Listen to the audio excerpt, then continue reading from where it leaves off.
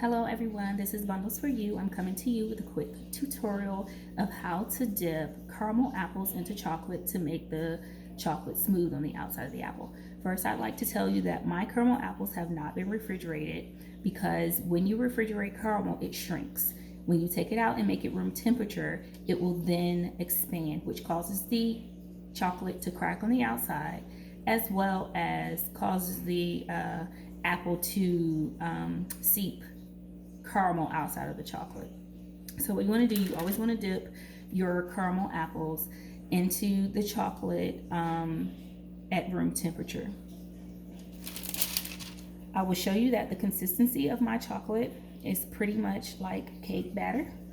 So these are Wiltons Candy Melts. It's 2 bags of Candy Melts in this bowl, and I put about maybe an 1/8 of coconut oil in it.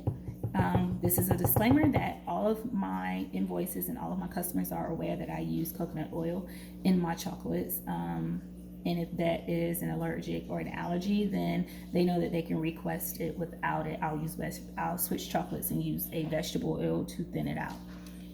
Back to the tutorial.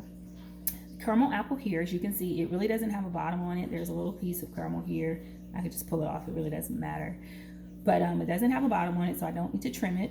You want to have a little bit of a lip so that the chocolate catches the parchment paper and it keeps it from the caramel from piercing through the chocolate once it dries.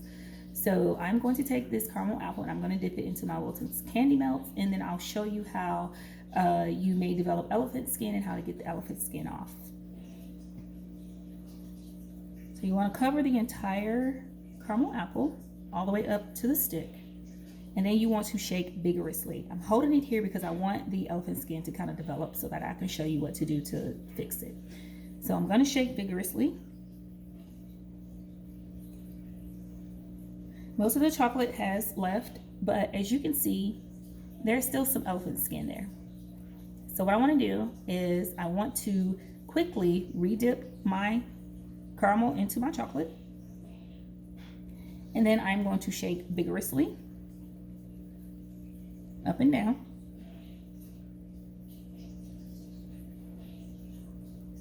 And this is to ensure that the chocolate is going to be smooth. So once you have shaken most of the chocolate off of the apple, you just take a look at the bottom and nothing's dripping.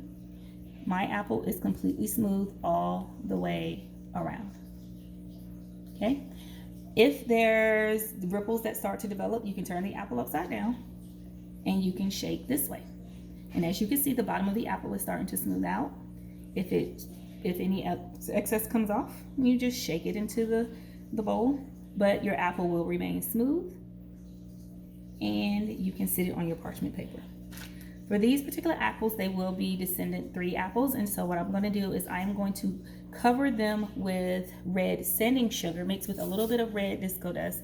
I tend to not want to use complete disco dust because some customers don't like the consistency of it. So I mix it with my sanding sugar, which is perfect because you're not using as much disco dust and you're not wasting it. So I mix in my sanding sugar, same color, and I kind of mix it up before I put it on there. And because I've already dipped one of the apples, the apple that I just showed you, I'm going to take it off of my parchment paper and I am going to sprinkle my red sanding sugar onto the apple all over, letting it fall onto a paper towel because the paper towel will allow me to sift the sanding sugar back into the container. After the entire apple is covered, I will give it a little tap, tap, tap. Make sure all of the sanding sugar that is loose is off of it so that when it dries completely solid. As you can see, there was some chocolate that fell off and I'll get it out in a second, but that is one beautiful Descendants 3 apple. And I will sit that here on my parchment paper and let it dry. Thank you so much for joining me for this tutorial. And if you have any questions, you can leave the comments in the comment section below, and I will try my best to answer them as quick as possible. Thank you and have a blessed day.